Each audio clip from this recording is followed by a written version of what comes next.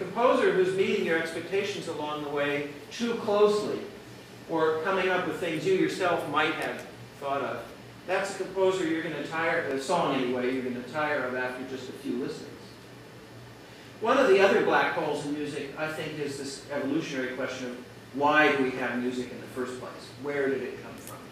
And why has it existed so long?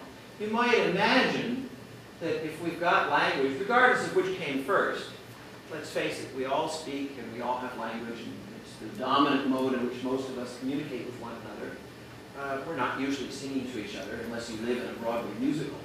So why is it that the two exist? And I don't have a scientific answer, I only have a kind of aesthetic answer. And I think that, borrowing from Helen Vendler, the great poetry critic from Harvard, I think that music and poetry, and for that matter all art, just as a nod to the theme of the broader theme of the symposium today, I think all art exists because, and I apologize also to my class who are here, and you've heard me say this a few times, I think art exists in parallel to spoken conversational language because it brings us something else. It brings us an emotional and a metaphorical interpretation of reality that in some cases rings truer than the actual reality.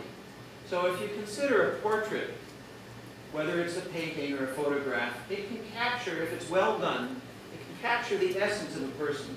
It can capture the many different personalities, the many different moods, the many different traits that the person has, better than, say, seeing the person for a few minutes.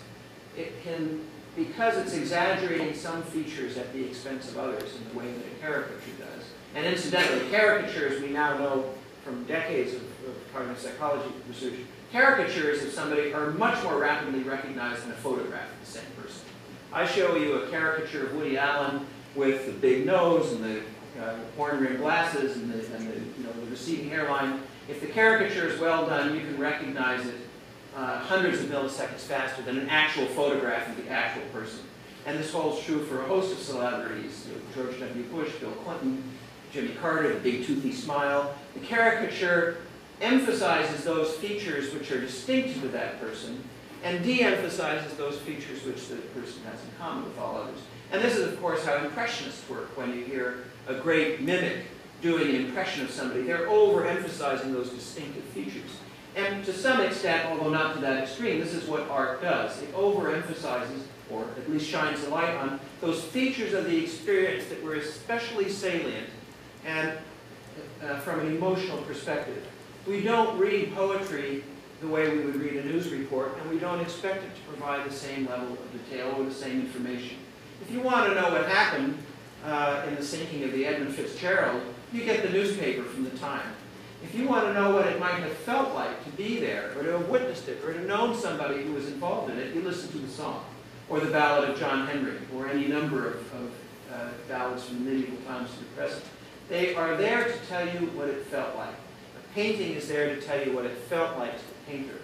And it does, art forms do this through metaphor, they do it through selective attention to certain details of the sense of others, and they do it through a sense of expectation.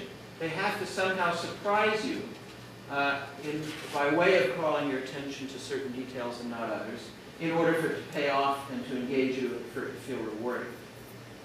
So that's a sort of layperson's answer to why I think we have music as one of a number of art forms and why it's existed alongside language. There's arguments that many people make about music being an honest signal, which gets to the peacock's tail argument, and those arguments are controversial. I think there's probably some merit to them. And there are two ways to interpret the honest signal hypothesis, but I'll leave that to the biologists in the audience to comment on. I won't stray onto thin ice there. And I think that's really all that I had to say by way of comment on what you said. Okay, well, thank you very much indeed, both of you. I think, Dan, with your closing comments there, you've opened up a really important question that has been touched on throughout both of your presentations. And maybe this is something that we can take up after the break, because I think it really is absolutely central here. That is, trying to answer the question, what makes music art? you've talked quite a bit about how music in the singular has been around forever.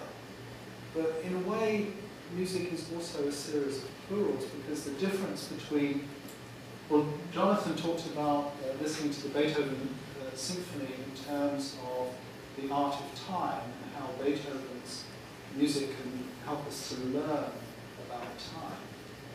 But in some senses, if one goes back to the more, sorry I have to use this word, more primitive forms of music, are they about learning Pre-industrial. Are they about learning about music, or are they about marking time?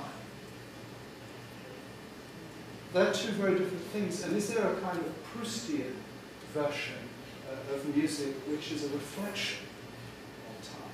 So, in other words, there's a huge kind of range of what we call music, not just in terms of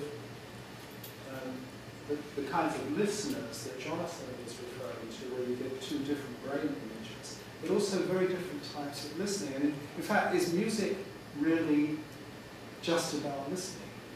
What happens if you had a further brain image out there of somebody who's playing music? So I think that's something which I realise is a very good question. I want to give the audience a chance to ask some questions before the break, so maybe we could